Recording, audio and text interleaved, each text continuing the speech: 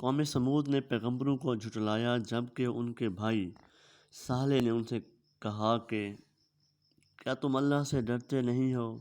یقین جانو کہ میں تمہارے لیے ایک امانت دار پیغمبر ہوں، لہذا تم اللہ سے ڈرو اور میری بات مانو، اور میں تم سے اس کام پر کسی قسم کی کوئی اجرت نہیں مانگتا۔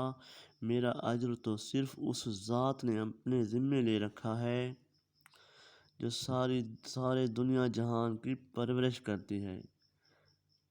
کیا تمہیں اطمینان کے ساتھ ان ساری نعمتوں میں ہمیشہ رہنے دیا جائے گا جو یہاں موجود ہیں؟ ان باغوں اور چشموں میں، اور ان کھیتوں اور ان نخلستانوں میں جن کے خوشے ایک دوسرے میں پیوست ہیں، اور کیا پہاڑوں کو بڑے ناز کے ساتھ تراش کر تم ہمیشہ گھر بناتے رہو گے؟ اب اللہ سے ڈرو اور میری بات مان لو، اور ان حد سے گزرے ہوئے لوگوں کا کہنا مت مانو جو زمین میں فساد پھیلاتے ہیں اور اصلاح کا کام نہیں کرتے۔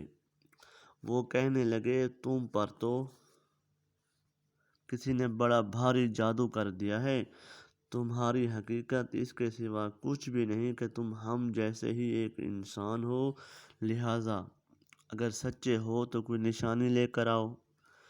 صالح نے کہا، لو یہ اونٹنی ہے، پانی پینے کے لیے ایک باری اس کی ہوگی اور ایک معین دن میں ایک باری تمہاری، اور اس کو بری نیت سے ہاتھ بھی نہ لگانا، ورنہ ایک زبردست دن کا عذاب تمہیں آ پکڑے گا۔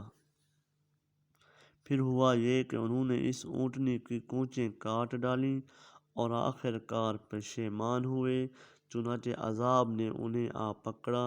یقیناً اس سارے واقعے میں عبرت کا بڑا سامان ہے، پھر بھی ان میں سے اکثر لوگ ایمان نہیں لاتے، اور یقین رکھو کہ تمہارا پروردگار صاحب اقتدار بھی ہے، بڑا مہربان بھی۔